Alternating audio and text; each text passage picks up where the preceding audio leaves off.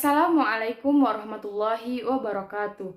Perkenalkan, saya Nurhaliza dengan NIM 2071852 dari kelas 5D Angkatan 18 Fakultas Tarbiyah dan Keguruan Universitas Islam Negeri Sultan Toha Saifuddin Jambi.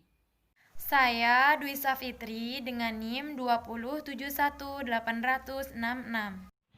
Nama saya Siti Bunaya dengan NIM 2071860. Perkenalkan, saya Maya Indahsari dengan NIM 2071858. Kali ini, saya dan teman-teman saya akan membahas mengenai pertumbuhan dan perkembangan pada tumbuhan, mata kuliah Fisiologi Tumbuhan dengan dosen pengampu Ibu Suraida SSI MSI. Pengertian pertumbuhan selalu dikaitkan dengan perkembangan, padahal kedua istilah tersebut memiliki pengertian dan konsep yang berbeda loh teman-teman, walaupun sama-sama merupakan proses yang tidak dapat dipisahkan. Sebelumnya, teman-teman tahu nggak sih apa itu pertumbuhan? Nah, jadi pertumbuhan adalah proses bertambahnya jumlah protoplasma pada suatu organisme yang disertai dengan pertambahan ukuran, berat, dan jumlah sel yang bersifat tidak dapat kembali pada keadaan sebelumnya. Sedangkan perkembangan pada prinsipnya adalah tahapan-tahapan perubahan yang progresif yang terjadi dalam diri suatu organisme, tanpa membedakan aspek-aspek yang terdapat pada organisme tersebut. Proses pertumbuhan biasanya disertai dengan perubahan bentuk. Nah, proses pertumbuhan ini biasanya dapat diukur dan dinyatakan secara kuantitatif. Proses pertumbuhan sejajar dengan perkembangan. Nah, berbeda dengan pertumbuhan, perkembangan tidak dapat diukur dan dinyatakan secara kualitatif atau tidak dapat dinyatakan secara angka. Pertumbuhan dan perkembangan biasanya dimulai sejak perkembangan biji. Tumbuhan akan tumbuh menjadi tumbuhan kecil yang sempurna. Nah, setelah tumbuh dengan ukuran dan usia tertentu, biasanya tumbuhan itu berkembang membentuk bunga, buah, ataupun biji yang digunakan sebagai alat perkembangbiakannya. Pertumbuhan pada tumbuhan terjadi pada meristematis atau titik tumbuh yang mengandung jaringan meristem. Nah, jaringan ini terletak pada ujung akar, ujung batang, dan kambium. Oleh karena itu, pertumbuhan pada tumbuhan ini dibagi menjadi dua. Yang pertama yaitu pertumbuhan primer dan yang kedua pertumbuhan sekunder. Dalam keadaan normal, pertumbuhan pada tumbuhan tidak hanya pertambahan volume saja, melainkan diikuti oleh pertambahan bobot kering. Nah, proses pada pertumbuhan ini diawali dengan pembelahan sel, yang kedua yaitu diikuti dengan pembesaran sel, dan yang terakhir yaitu diferensiasi sel. Proses pertumbuhan terjadi karena adanya pembelahan mitosis. Nah, mitosis itu apa sih? Jadi, mitosis adalah pembelahan sel-sel tubuh yang memerlukan protein dan karbohidrat yang relatif besar. Tumbuhan tumbuh mulai dari kecil, kemudian berkembang mulai dari satu zigot, kemudian menjadi embrio, lalu menjadi individu yang memiliki akar, batang, dan daun. Nah, pertumbuhan ini merupakan hasil dari interaksi antara faktor dalam dan faktor luar. Selanjutnya yaitu tahapan pertumbuhan dan perkembangan pada tumbuhan. Nah, yang pertama adalah ada pertumbuhan biji. Nah, biji untuk bisa tumbuh itu melalui beberapa tahapan. Diawali dengan biji melakukan imbibisi atau penyerapan air sampai ukurannya menjadi bertambah dan menjadi lunak. Yang kedua, pada saat air masuk ke dalam biji, enzim-enzim mulai aktif sehingga menghasilkan berbagai reaksi kimia. Kemudian, kerja enzim ini mengaktifkan metabolisme yang ada di dalam biji dengan mensintesis cadangan makanan. Lalu, cadangan makanan ini digunakan pada saat proses perkecambahan berlangsung. Yang kedua yaitu perkecambahan. Nah, perkecambahan itu apa sih? Jadi, perkecambahan adalah munculnya plantula atau tanaman kecil dari dalam biji yang merupakan hasil dari pertumbuhan dan perkembangan embrio. Nah, proses perkecambahan ini terjadi menjadi dua, yaitu ada yang disebut dengan proses fisika dan yang kedua yaitu proses kimia. Yang pertama yaitu proses fisika. Proses ini terjadi ketika biji menyerap air atau yang disebut dengan imbibisi akibat potensial air rendah pada biji yang kering. Yang kedua yaitu proses kimia. Nah, air yang masuk mengaktifkan embrio sehingga melepaskan hormon giberelin, mendorong eleuron untuk mensintesis dan mengeluarkan enzim. Nah, enzim ini bekerja dengan menghidrolisis cadangan makanan yang terdapat di dalam endosperm, termasuk enzim amilase yang menghidrolisis pati dalam endosperm, kemudian menjadi glukosa. Nah, glukosa ini diperlukan untuk pertumbuhan embrio menjadi bibit tanaman. Baiklah, selanjutnya yaitu jenis-jenis pertumbuhan dan perkembangan tanaman. Pertumbuhan pada tanaman dapat dibedakan menjadi dua, yaitu pertumbuhan primer dan pertumbuhan sekunder, yang sama-sama berasal dari jaringan meristem yang mempunyai sifat aktif melakukan pembelahan. Pertumbuhan primer berasal dari meristem primer dan pertumbuhan sekunder berasal dari meristem sekunder.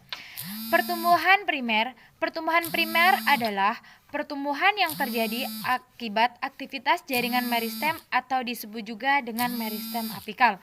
Titik tumbuh primer terbentuk sejak tumbuhan masih berupa embrio. Jaringan meristem ini terdapat di ujung batang dan di ujung akar. Selanjutnya yaitu pertumbuhan sekunder. Pertumbuhan sekunder disebabkan oleh aktivitas jaringan meristem. Sekunder seperti pada jaringan kambium pada batang tumbuhan dikotil dan gimnospermae. Semakin tua umur tumbuhan, batang tumbuhan dikotil akan semakin besar. Hal ini disebabkan adanya proses pertumbuhan sekunder. Pertumbuhan sekunder ini terjadi pada tumbuhan monokotil. Nah, selanjutnya yaitu faktor yang mempengaruhi perkembangan dan pertumbuhan pada tumbuhan. Ada dua. Yang pertama ada faktor internal dan faktor eksternal. Di mana faktor internal yaitu faktor yang berasal dari tubuh tumbuhan itu sendiri. Faktor internal ini terbagi lagi menjadi tiga. Yang pertama ada gen, kedua enzim, ketiga hormon. Gen atau hereditas merupakan substansi yang menurunkan sifat dari induknya kepada turunannya kelak. Seperti jika kita menanam bibit kacang hijau yang bagus, maka tumbuhnya juga akan bagus karena memiliki gen yang bagus dari induknya. Tetapi jika faktor lingkungannya juga mendukung. Yang kedua ada enzim. Enzim merupakan senyawa kimia yang berbentuk protein dan didapat melalui sintesis protein dari sel. Nah, secara umum, enzim ini berfungsi untuk membantu dan mempercepat proses metabolisme di dalam tubuh tumbuhan. Nah, dalam biologi ini disebut sebagai biokatalisator. Yang ketiga ada hormon. Hormon merupakan zat pengatur tubuh. Ada macam-macam hormon. Yang pertama, hormon auksin yang berfungsi merangsang pertumbuhan akar dan pembentukan buah tanpa biji. Yang kedua, giberelin, merangsang pemanjangan batang dan merangsang perkecambahan biji. Yang ketiga, sitokinin yang berfungsi menghambat pertumbuhan akar adventif dan menghambat proses penuaan daun, bunga, dan buah.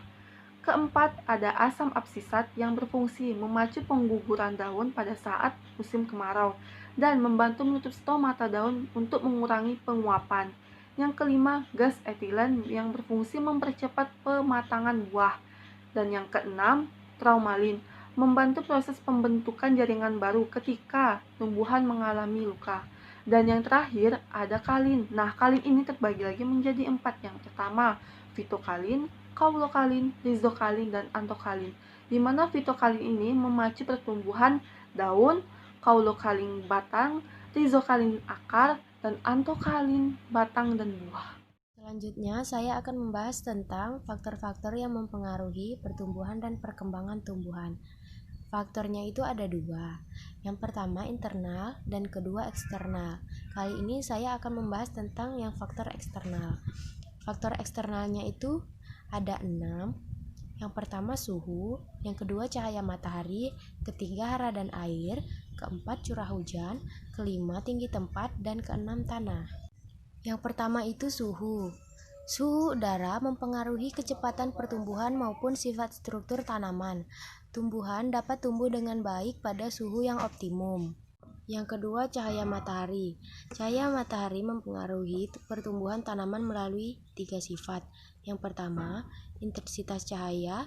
Yang kedua, kualitas cahaya. Yang ketiga, lamanya penyinaran. Yang ketiga, hara dan air. Salah satu fungsi dari kedua bahan ini adalah sebagai pembangunan tubuh makhluk hidup. Pertumbuhan yang terjadi secara terus-menerus disebabkan oleh tanaman yang mendapatkan hara dan air. Adapun peranan dan fungsi unsur-unsur hara. Yang pertama itu nitrogen, Fungsinya merangsang pertumbuhan vegetatif. Kedua, merangsang tumbuhnya anakan. Kedua, fosfor. Fungsinya memacu pertumbuhan akar, mempercepat pembungaan dan pemasakan biji atau bunga. Yang ketiga, kalium. Fungsinya itu mempercepat proses fotosintesis dan membantu pembentukan protein dan karbohidrat. Yang keempat, magnesium. Fungsinya merupakan bahan penyusun klorofil dan mengaktifkan enzim yang berperan dalam metabolisme karbohidrat. Yang kelima, kalsium. Fungsinya itu merangsang pembentukan bulu-bulu akar dan meningkatkan kekerasan kayu dan jerami. Yang keenam, belerang. Fungsinya sebagai penyusun utama ion fosfor, meningkatkan kandungan protein dan vitamin. Yang ketujuh, klor. Fungsinya meningkatkan kualitas tanaman.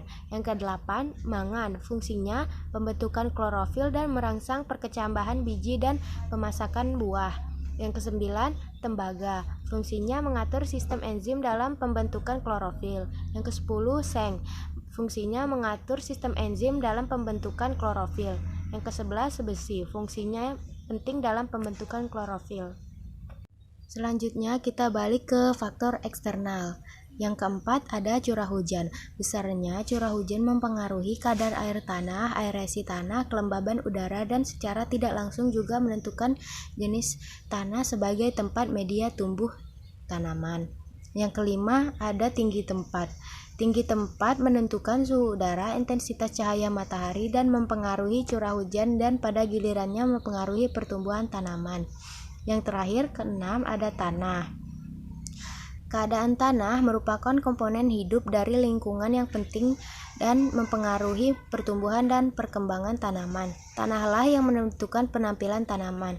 Pengaruh keadaan tanah ini dibagi menjadi 3 bagian, yaitu keadaan fisik tanah, itu ditentukan oleh struktur dan tekstur tanah, karena pengaruhnya terhadap aerasi dan drainasi tanah. Yang kedua, keadaan kimia tanah, itu ditentukan oleh keadaan kandungan zat hara di dalam tanah. Yang terakhir, ketiga, keadaan biologis tanah, itu ditentukan oleh mikro dan makro flora dan fauna yang bertindak sebagai siklus hara dalam tanah atau dekomposisi. Baiklah, itu tadi penjelasan materi mengenai pertumbuhan dan perkembangan pada tumbuhan dari kelompok kami. Apabila ada salah-salah kata, mohon dimaafkan. Saya akhiri. Wassalamualaikum warahmatullahi wabarakatuh.